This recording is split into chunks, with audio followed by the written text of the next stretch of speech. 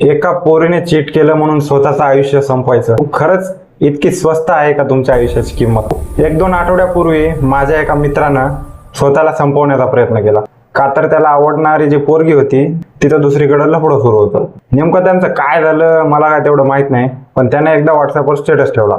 Ego काय असेल तर या इन्स्टावर लाईव्ह मरण काय असते ते मी दाखवतो. मित्रांनो, इगो हा फुग्यासारखा असतो. फुगत जातो फुगत जातो फुगत जातो आणि एक दिवस फुटतो. फुटल्यावर उरते झिरो. ज्याच्यासाठी तुम्ही स्वतःला संपवण्याचा प्रयत्न करता तिला काडीचाही फरक नाही पडणार, पण तुमच्या आई वडिलांचं काय, भाऊबंधांचं काय, त्या पोरीला काहीच फरक पडणार. मी शपथ सांगलेलो.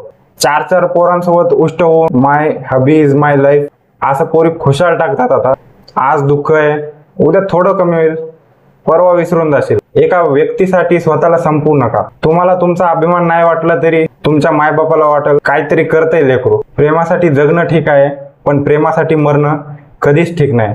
त्याच्यामुळे असले उलटे तिलटे टोकाचे आणि येड्या भोकाचे विचार जर येत असतील डोक्यात तर काढून टाका.